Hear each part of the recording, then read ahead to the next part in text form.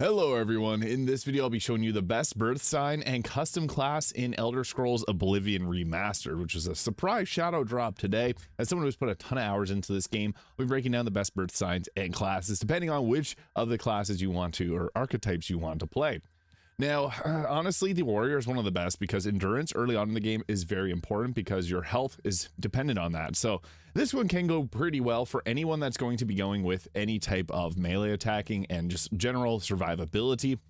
The mage is also nice, but you could also go a little bit harder if you wanted the apprentice, which will give you even further magic.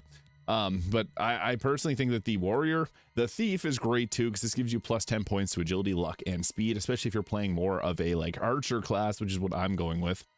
The stallion's or the steed's okay. 20 points of movement speed is all right, but you do get a bunch of speed bonuses as you continue to level up, and that's a stat that you'd use quite frequently, but it's going to scale up characters or enemies that you fight, so it's not really recommended.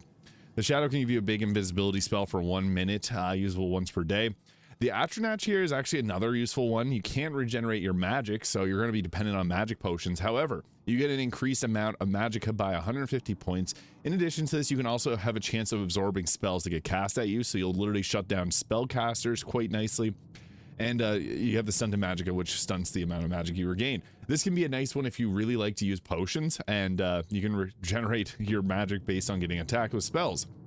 The ritual's okay, give you 200 health once per day, which can be very useful, and you can force undead to flee in horror for 30 seconds with the blessed word. This one's all right, but I still think that some of the best are the warrior is probably the most useful for most people, or the thief if you're going more of an archer. The lover's kiss can give you a paralyze, which is okay too. This will fortify your willpower and endurance by 10 points. So the lady can also be kind of nice too if you want to be focusing more on survivability. And the snake gives you a poison attack. So the best of them, the warrior, the lady, the thief, and to a lesser degree the mage, and the Atronach, which is very it depends really on if that's a play style that sounds interesting to you. Now for classes. This is where I think a custom class works well. You could make, or you could use one of these here. Sometimes like the ones that you custom create are very similar to the ones that they already have. So here, the specialization, this is dependent heavily on what style of play you want to go with. So combat, obviously it's going to give you more of a focus on getting the combat skills, which we'll get to. So this is going to give you better heavy armor. The stealth is typically going to be best for most people, I would say. And magic if you're going to be focused on playing a mage, obviously. With stealth, I like to, so you get to pick your attributes here. Now, agility is good, but speed is not one that we want to take because how fast you move, that's something that you're going to build up over the course of a game. The best in getting endurance for maximum health and health regeneration is probably one of the most impactful. Agility is also nice too. Depending on your weapon, this is where things get different for your attributes. So this will increase the amount of damage with daggers, short swords, and bows, and also increase your maximum fatigue and how quickly you regenerate it. So this can be good for, again, bowcasters, bow users, and short swords. Willpower will give you more magicka and regenerate, greatly increase your maximum fatigue so you can cast spells a little bit more. Increase the intelligence. If you're going for a caster, willpower and intelligence are two good ones to go with. Strength increases the amount of damage you deal with melee attacks that are big weapons and increases your maximum health. I still think endurance is probably the best stat for increasing your overall health.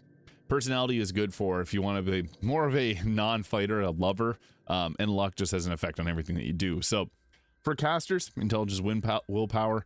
For bow users, agility and endurance. And for any type of heavy armor user, going with strength and endurance is going to be your best choice there.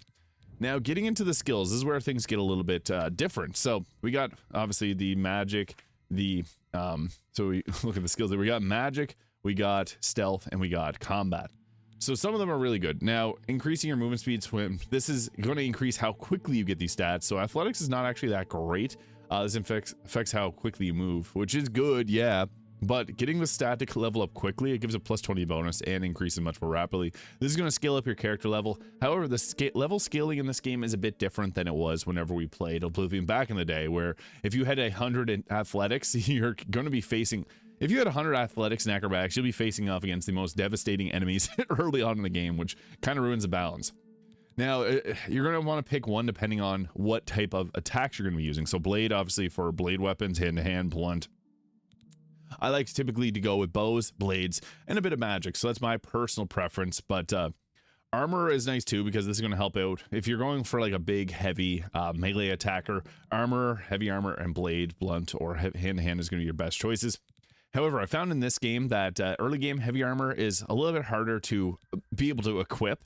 However, late game heavy armor is better than light armor. So I'm still going with light armor. The acrobatics and the athletic skills are two that you definitely want to consider not using. This will increase your jump height. As I mentioned, as your acrobatics and athletics increase, you're going to be facing off against more powerful enemies. It's a bit different as it comes to this remastered version of the game, but yeah, it was kind of rough in the previous games. Plus, you're going to be using these all the time, so they'll level up just naturally, and it's probably better to have something like your armor. So pick one of the armor skills that you're going to be using here. I'm using light armor.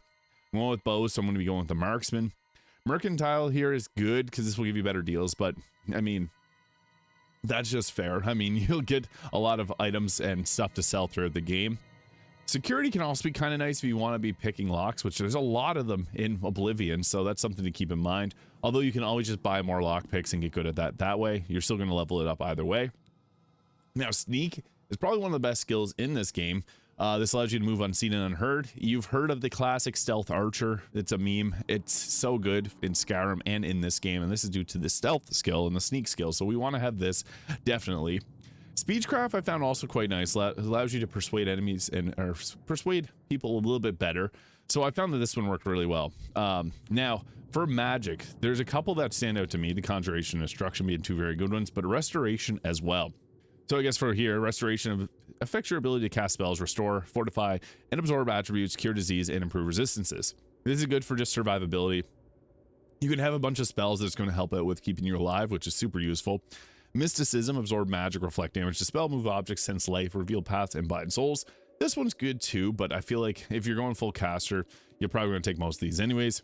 Illusion will allow you to charm, silence, paralyze, command, and affect aggressivity. So this can be a decent one, but I found the best two. Obviously, destruction's about your elemental damages, so this one is fun if you like casting. And conjuration allows you to summon things in, which are pretty powerful in Oblivion, and also allows you to turn the undead. With conjuration, you can summon in like spiritual weapons, which is really fun, so I like that a lot. Alteration allows you to cast breathe or walk on water, open locks, reduce encumbrance, and shield yourself from physical and magical damage. Alteration is also kind of nice, but the same thing with alchemy. This allows you to create potions, obtain better benefits. If you really want to go in on the potions, which you can make some pretty crazy potions in this game, that's going to be a good one for you. Now, in a nutshell, what I'm going with for my character build I like is the blade. I'm going to be using short swords. I also like to do a bit of marksmanship, so the bow with sneak attacks is very useful. So I like to go with that. And then light armor, I found early game just works a little bit better. Speechcraft, that's an important skill in this game. And I'm rolling with conjuration and destruction. So I got a little bit of a split between all of them, kind of a magic archer stealth build. Stealth or the sneak skill, the blade, the marksman are going to be some of the most important ones. And then we got a little bit of magic. You're not going to have as much magic, but you want to be chugging the potions there as well. So that's kind of a breakdown of all of the skills. Choose what seems most interesting to you. If you like big hammers, go with the big hammers. And a little bit of magic doesn't hurt either, but it depends. You always want to have at least one weapon, one armor, and then pick between the other stats. Athletics and acrobatics is kind of ones that are a bit less great since you're going to be leveling these up either way. Hitting these all the way up to 100 really quickly is all right, but it's not necessary. So rolling with this stat spread here, I found this one to work pretty well for me. So yeah, let me know your thoughts in the comments. Hit the subscribe button below if you found this useful, and I'll see you all in the next video.